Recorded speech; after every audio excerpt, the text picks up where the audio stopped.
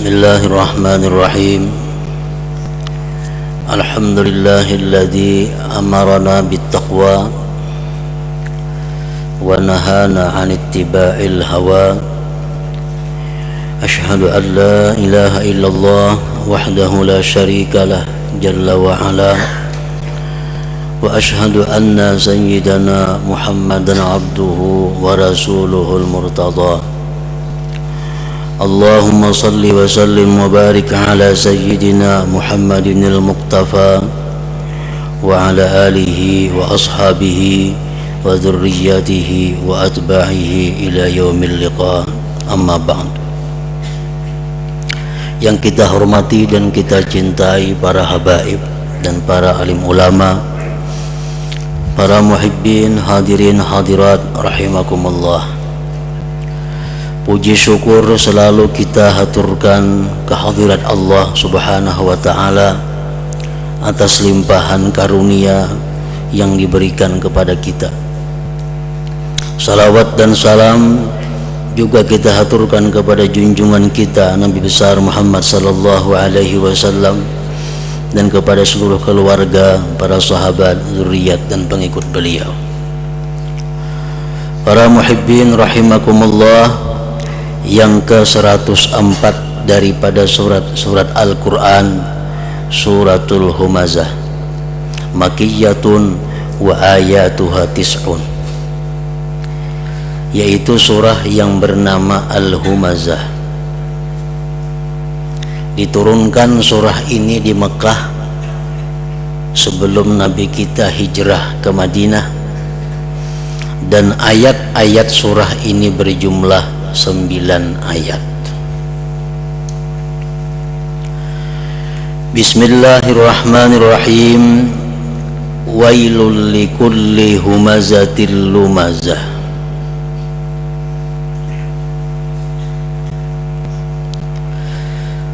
Wail menurut para ahli tafsir,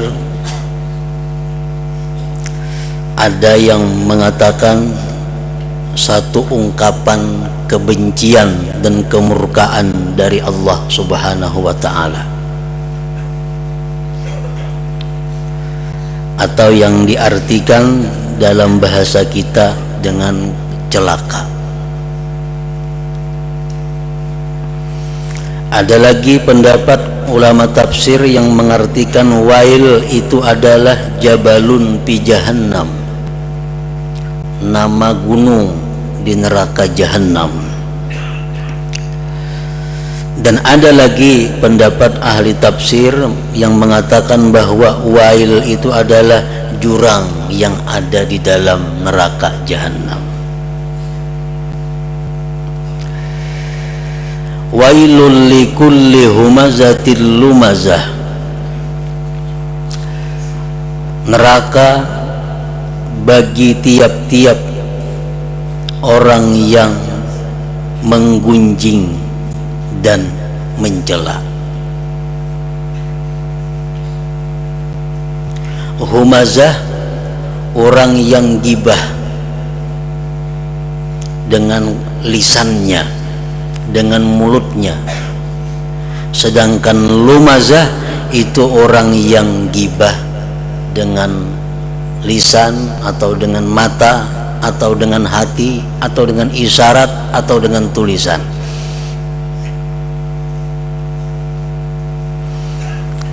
Dalam ayat yang pertama ini Allah Subhanahu wa ta'ala mengancam dengan ancaman yang keras terhadap orang yang suka menggibah itu,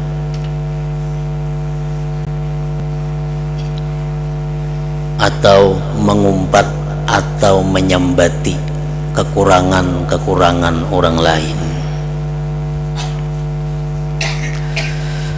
Di dalam sebuah hadis Rasulullah sallallahu alaihi wasallam bersabda, "Lamma urija bi marartu bi rijalin tuqta'u juluduhum bimakarida min nar, faqultu man haula? Qala alladhina yatazayyanun." Qala thumma marartu bi jubbin muntinir rih, fasami'tu bihi aswatan shadidah Faqultu man haula ya Jibril? Qalu nisa kunna yatazayyanna bizina wa yu'tina ma la yahillu lahunna. Thumma marartu ala nisa'i wa rijal mu'allakina bi thadiyihinna. Faqultu man haula ya Jibril? Qala haula'il hammazun al-hammazat. Akhrajahul Baihaqi. Rasulullah menceritakan di waktu beliau Isra dan Mi'raj, beliau lewat dengan sekelompok laki-laki yang mana kulit laki-laki itu diputung dengan gunting dari api neraka. Kulitnya disisili, digunting. Rasulullah bertanya kepada Jibril, siapakah mereka itu wahai Jibril? Jibril menjawab, alladzina yatazayyanun, itulah laki-laki yang suka berhias dengan perhiasan yang tidak dihalalkan untuk mereka, seperti memakai sutra, memakai emas, memakai sawasa,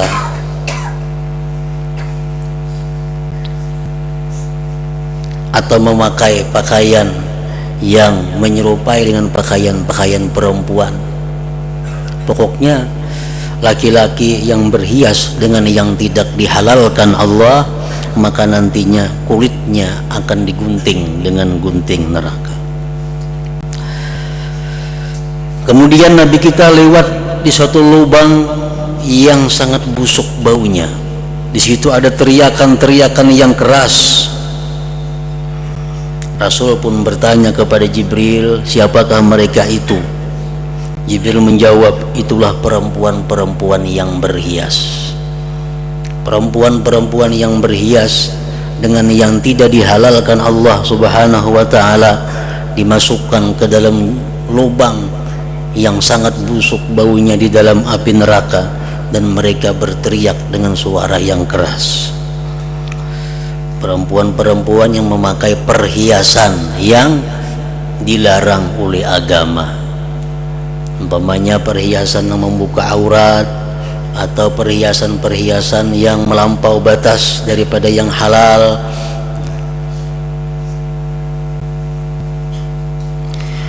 Dan kata Rasulullah lagi, aku lewat dengan laki dan perempuan dan laki-laki yang disiksa di dalam api neraka. Kutanyakan kepada Jibril, siapakah mereka itu? Haula'il hammazun al-hammazat, itulah orang-orang yang suka menggibah daripada laki-laki dan perempuan. Para muhibbin rahimakumullah, di dalam Al-Quran tidak hanya surah ini dan ayat ini yang melarang kita melakukan ghibah itu.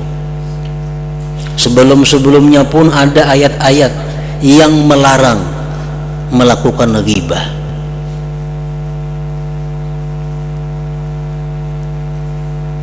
Sehingga di akhir ayat ini, di akhir-akhir surah di dalam Al-Quran ini, dengan ancaman yang keras, Allah menyatakan neraka jahanam bagi tiap-tiap orang yang menggibah, orang-orang yang mengumpat itu. Lalu bagaimana gibah yang diancam dengan ancaman yang keras itu? Apa yang dimaksud dengan menyambat orang itu? Imam Ghazali dalam kitab Ihya Ulumuddin mengatakan, ghibah itu antadzkura akhaka bima yakrahuhu law balaghahu. Ghibah itu kamu sebut saudara engkau dengan sesuatu yang ia tidak suka, andai kata dia mendengar, andai kata dia sampai beritanya. Nah, itu ghibah. Kita menyebut saudara kita yang andai kata inya dengar, inya kada katuju. Nang apakah? Sawa'un zakartahu binaqsin fi badanihi, sama ada engkau sebutkan dengan kekurangan di badannya.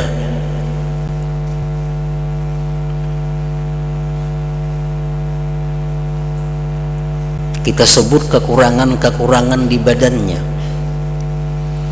Rasulullah waktu bersama Siti Aisyah didatangi oleh seorang perempuan. Begitu perempuan tadi bulik, ujar Aisyah, rendahnya awak bini-bini itu. Nabi kita mengatakan, hai Aisyah, engkau telah menggibah dia. Hirangnya awaknya, menggibahinya. Merumpung giginya, menggibahinya. Setiap nang kekurangan dalam diri orang kita sebut ghibah.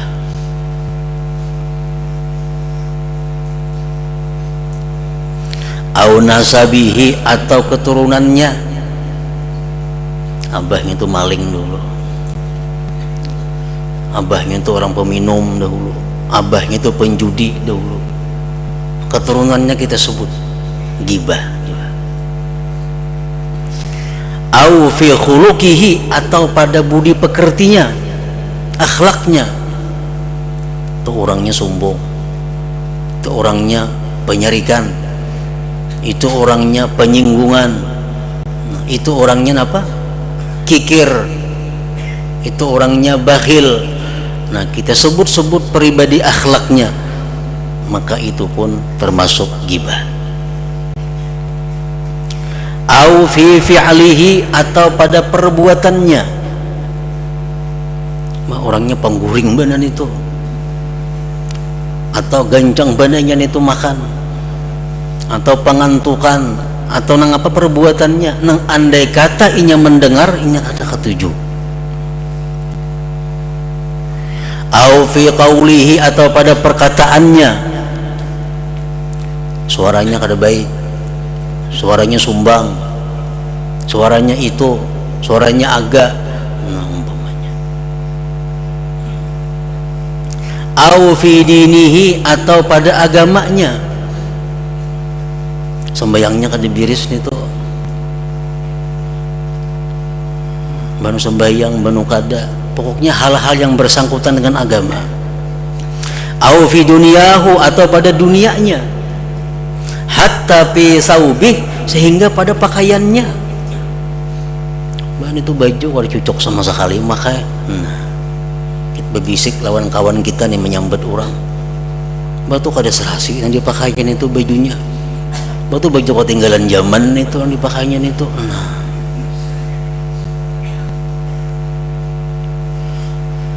Wadarihi, rumahnya kita sambat, rumahnya halus banang umpamanya. Wadabatihi, dan tunggangan kendaraannya.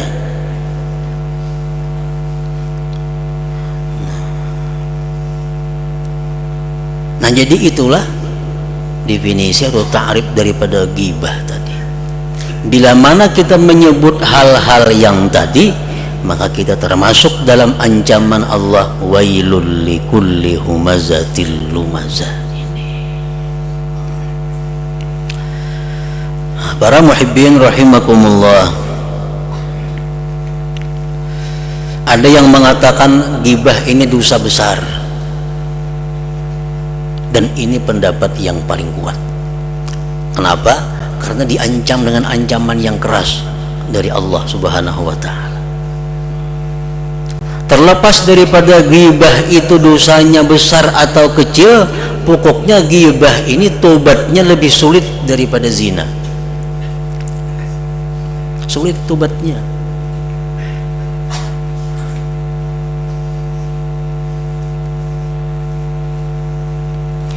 Imam Ghazali mengatakan bahwa ghibah itu ada beberapa sebab yang kalau kita ingin meninggalkan ghibah itu, tinggalkan sebabnya. Pertama, kata beliau, sebabnya itu al-ghadab wal hikid, marah dan dendam. Kita sarik lawan inyan itu dendam. Nah, itu penyebab yang paling mudah bagi kita untuk menggibahinya, karena dalam hati sudah bertunggu marah.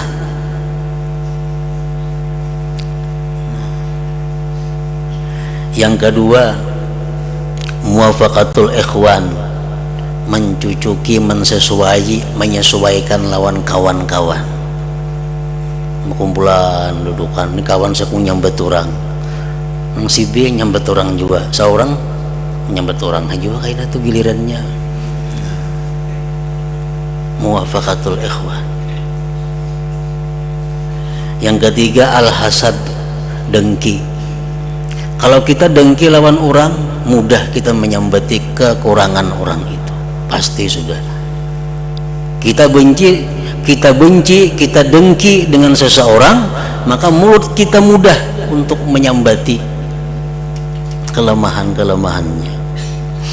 Yang keempat hubbul jah, suka kedudukan, suka kepangkatan, persaingan dalam merebut kedudukan. Misalnya berempat berlima, hendak menempati kedudukan ini, mudah menggibah orang, terutama saingan-saingannya. Yang kelima al-la'ab wal hazal wat tadhik, main-main, bergaya-gaya dan bertertawaan. Sambil bergayaan, sambil bertertawaan, itu mudah mengulu-ulu orang, mudah menyambati orang. Nah, itu antara lain penyebab yang umum daripada ghibah. Kalau kita marah dan dengki kepada orang lain, tidak ada jalan lain mengobatinya selain daripada mengingat firman Allah, mengingat hadis Rasulullah yang mengatakan bahwa memaafkan itu adalah merupakan sesuatu yang sangat besar nilainya di sisi Allah Subhanahu wa taala. Orang-orang yang pemaaf dalam dunia, di akhirat bighairi hisab. Kalau kita ada jengkel lawan orang, ada marah lawan orang, ada dendam lawan orang, nah kita ingatkan apa firman Allah, hadis-hadis Rasulullah. Nah kalau kita maafi, kitanya di akhirat nyaman, supaya berkurang kalau bisa ampih marah dendam itu. Kalau kita menggibah orang karena mensesuaikan kawan, cari kawan yang kada katuju menggibah orang. Kayak apa aja kita hendak ampih menggibah orang, kalau kawanan ketujuh menggibah.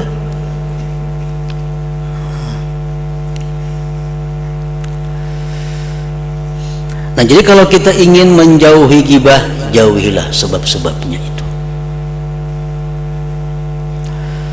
Nah, para muhibbin rahimakumullah, wailul likulli humazatil lumazah, neraka jahanam bagi tiap-tiap orang yang menggunjing, mencela. Kemudian ayat yang kedua, alladzi jama'a malahu wa 'addadah. Takdirnya wailul likulli alladzi jama'a malahu wa 'addadah. Celaka, neraka jahanam bagi orang-orang yang menghimpun harta dan menghitung-hitungnya, membilang-bilangnya. Orang ini ketujuh mengumpulkan harta, kayaknya dihitung hartanya. Aku ada bisi harta di situ, ada di sini, ada di daerah anu, ada daerah anu. Nah, dihitung, diingat-ingat harta-hartanya itu. Ada bisi duit selama hari, kayaknya 4-5 bulan dihitungi duitnya. Ketujuh menghitung duit itu. Allah mengancam, wailun, yahsabu anna malahu akhladah, dia menyangka bahwa hartanya itu membuat dia kekal. Maksudnya dia mengira bahwa dengan harta itu semua masalah yang dia hadapi selesai.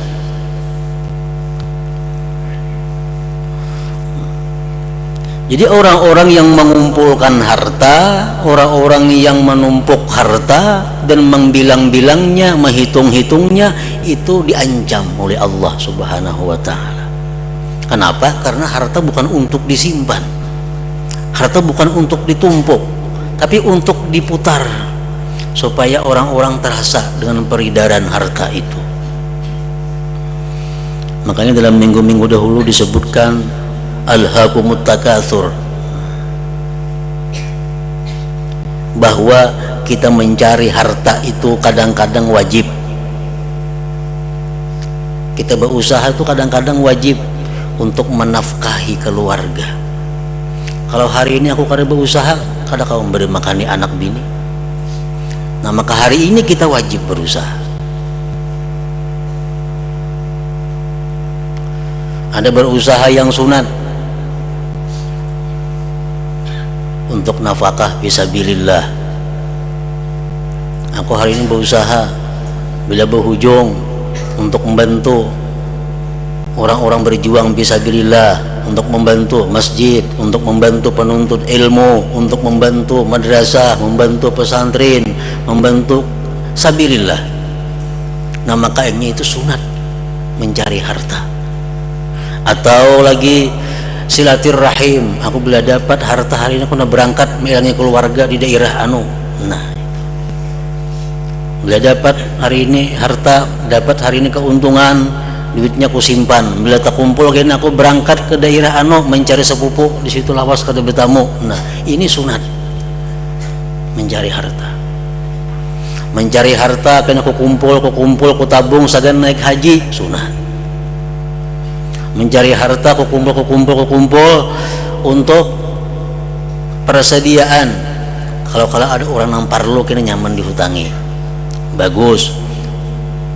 Mencari harta dengan niat mengumpul harta, menabung harta, kalau suatu waktu kaina aku garing, nah segan berubat, sunat itu mencari harta. Mencari harta tujuan kumpul sagan meninggali anak andai kata aku mati, supaya anakku jangan jadi pengemis. Bukan anak kaya raya kada.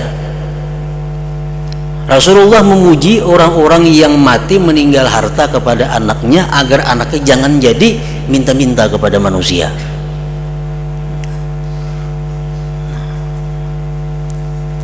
Kita mencari harta, kita kumpul nukar sesuatu nang nyaman, boleh. Aku menabung hendak nukar sesuatu nang nikmat, sesuatu nang nyaman, aku hendak bernyaman-nyaman dengan duit ini, boleh. Menabung menukar bulah rumah nang nyaman, motor nang nyaman, semuaan nang nyaman, kada apa-apa. Nah, nang kada boleh nang macam apa, menumpuk-numpuk.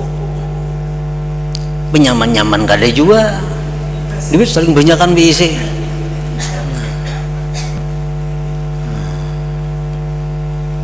Nah, itu yang dicela Allah nih, wailul likullil ladzi jama'a malahu wa 'addada.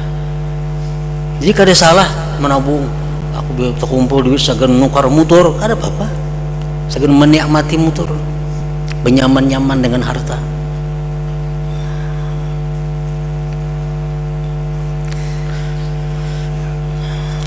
Yahsabu anna malahu akhladah, dia menyangka bahwa hartanya itu membuat dia kekal. Inya menyangka kalau banyak bisi harta, banyak bisi duit ini semua miris. Mun aku banyak bisi duit semuaan jadi gampang urusanku. Kala tidak demikian ujar Tuhan. Makin banyak harta ditinggal makin berat, bukan makin mudah. Kala la yumbadanna fil hutamah, sungguh dia dan hartanya akan dilimparkan pada hutamah. Wa ma adraka mal hutamah, tahukah engkau apa itu hutamah? Narullahil muqadah, neraka Allah yang dinyalakan. Allati tattali'u 'alal afidah, yang mana api neraka itu bukan hanya membakar tubuh kita, tetapi membakar sampai ke dalam hati kita. Jadi api neraka itu membakar tubuh kita, dibakar tubuh kita habis sampai ke dalam tubuh, sampai ke hati. Nah, sesudah sampai ke hati dia membakar, tubuhnya akan kembali seperti semula lagi. Nah, sampai kepada masa yang tidak ada ketentuannya. Setiap hari berapa kali perubahan terjadi, dibakar oleh api sampai ke hati, kembali lagi tubuhnya sempurna terbulik kayak asal, bakar lagi terus demikian. Wa ma adraka mal hutamah narullahil muqadah allati tattali'u alal afidah innaha alaihim muqsadah, bahwasanya neraka itu atas mereka ditutup. Mau dibuka kalau bukanya ini ditutup. Nah, nang kayak gayung tuh diandaki tak tutup.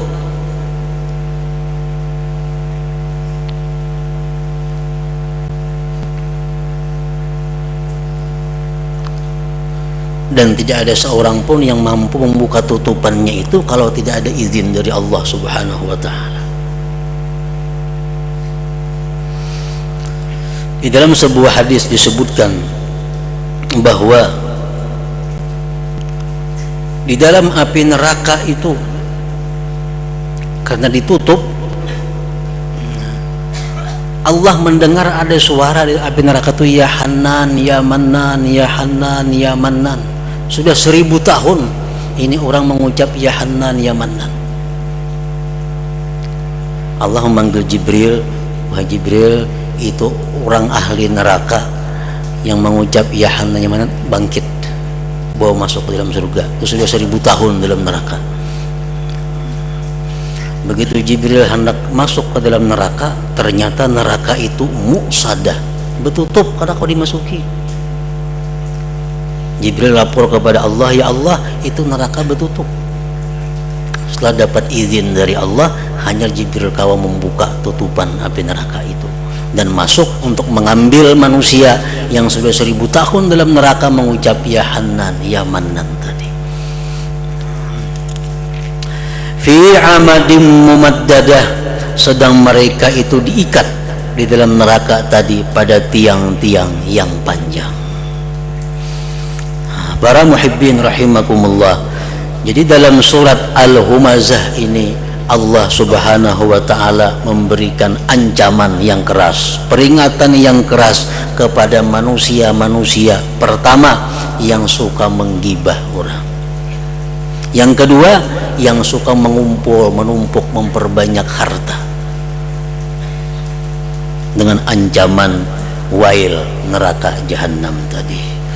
Nah, mudah-mudahan terlindung daripada api neraka tersebut. Nah, kemudian yang ke-105 daripada surah Al-Quran, suratul Fil, makiyatun wa ayatuha khamsun. Fil hadratin Nabi sallallahu alaihi wasallam. Al-Fatihah. Iyyaka na'budu wa iyyaka nasta'in, ihdinas siratal mustaqim.